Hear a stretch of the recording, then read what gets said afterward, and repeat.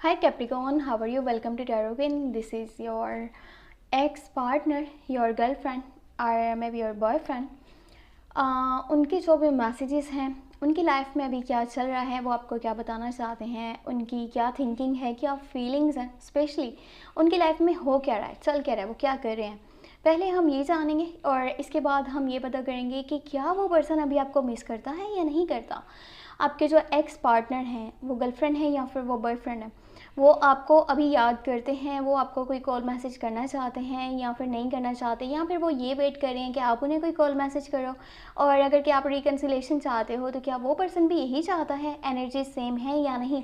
तो ये special reading आपकी एक्स पार्टनर पे होने वाली है, यानी कि उनकी लाइफ में जो चल रहा है। सबसे पहले हम ये देखने वाले हैं, इसके बाद हम ये देखेंगे कि उनकी थिंकिंग, उनकी फीलिंग्स आपके लिए अभी के टाइम में क्या है। वो पर्सन वापस आना चाहता है या फिर वो वापस नहीं आना चाहता, तो चेक कर लेंगे।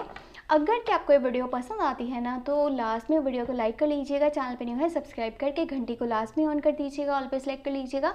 और पर्सनली कुछ भी जानना चाहते हैं, चाहे वो लव लाइफ के बारे में हो या आपके करियर के बारे में हो, आप मुझे व्हाट्सएप पे मैसेज कर सकते हैं। व्हाट्सएप का नंबर आपको इसी वीडियो के डिस्क्रिप्शन बॉक्स में और चैनल के अबाउट सेक्शन में मिल जाएगा। थोड़ा सा डिफरेंट टॉपिक है, आई होप कि आपको ये पसंद आएगा, जो कि है आपके एक्स पार्टनर के बारे में। ठीक है, अगर आप कंटिन्यू रिलेशनशिप में हैं तो इसके बाद जो रीडिंग स्टार्ट होंगी ना, वो current thinking, current feelings and urgent messages उन लोगों के लिए होंगी जो कि कंटिन्यू रिलेशनशिप में हैं। ये जो रीडिंग है ये आपके एक्स पार्टनर के बारे में है।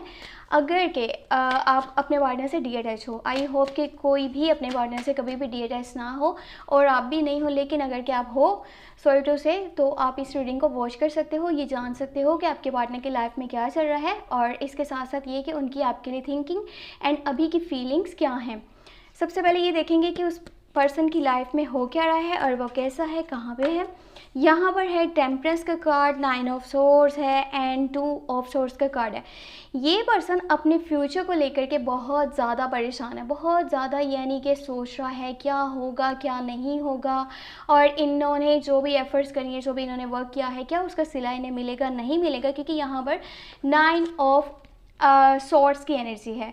तो ये स्ट्रेस में नज़र आ रहे हैं, यानी मेंटली काफ़ी ज़्यादा डिस्टर्ब है।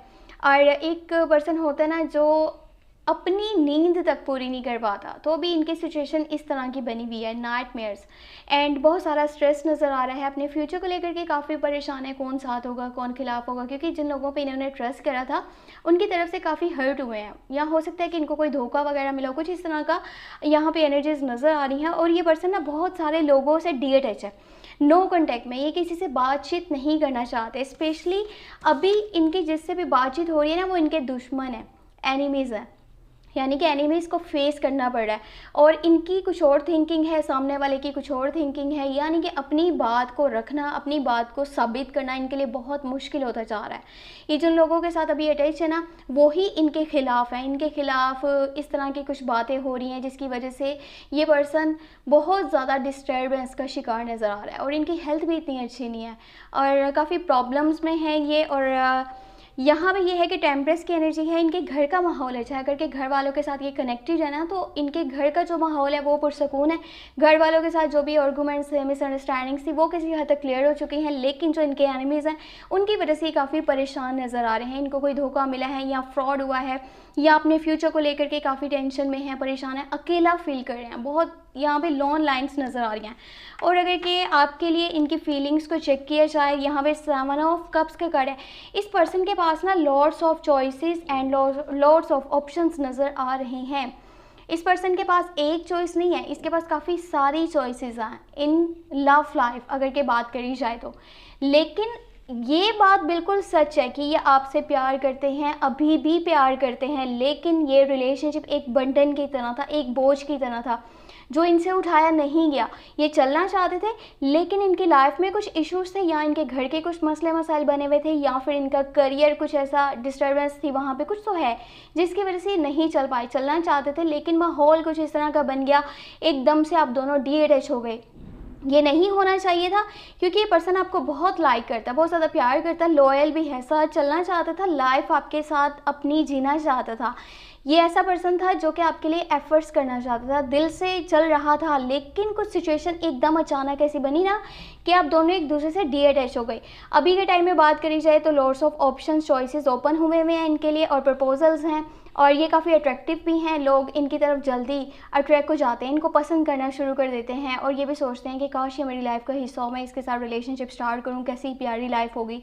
तो इनको देख कर के लोगों की ये थिंकिंग भी हो सकती है, फीलिंग्स।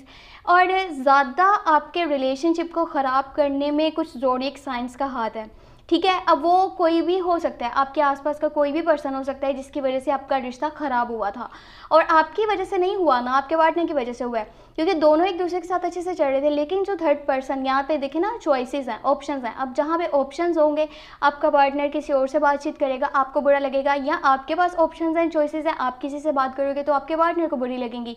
इन्हीं चीज़ों की वजह से आपका रिश्ता ख़राब हुआ है, और ये अभी भी मौजूद है। वो सिचुएशन स्टिल ऐसे ही है, लेकिन ये पर्सन अपने लिए कोई भी डिसीजन नहीं ले पा रहा, क्योंकि एक तरफ आपको मिस करते हैं, दूसरी तरफ चॉइसेस हैं, और अपने लिए कोई भी चॉइस नहीं ले पा रहे। इनको नहीं समझ आ रहा है कि इन्हें क्या करना चाहिए, क्या नहीं करना चाहिए, बस चॉइसेस हैं, ऑप्शन है तो ठीक है, लोग इनके साथ कॉन्टैक्ट में हैं तो हाँ चाह रहे हैं, इन्हें कोई फ़र्क नहीं पड़ा। क्योंकि एक पर्सन दिल से आपके साथ चलना चाहता था, जो आपको लॉन्ग टर्म की कमिटमेंट देना चाहता था। मे बी आपके साथ लॉन्ग टर्म की कमिटमेंट हुई भी हो, लेकिन उसके बाद ब्रेकअप हो चुका है, और शादी करना चाहता था, शादी का प्रपोजल आपको देना चाहता था, लेकिन उसकी लाइफ में इतने ज़्यादा मसले मसाइल बन गए कि एकदम से अचानक से आप दोनों एक दूसरे से दूर हो गए।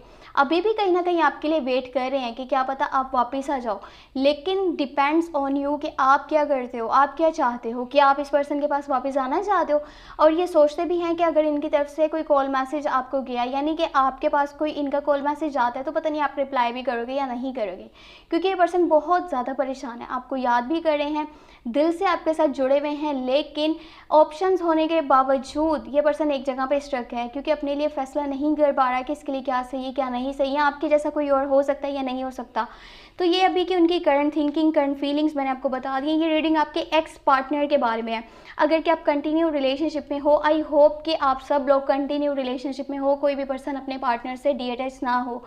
तो जो लोग कंटिन्यू रिलेशनशिप में, आपके लिए रीडिंग्स इन रीडिंग्स के बाद अपलोड हो जाएंगी।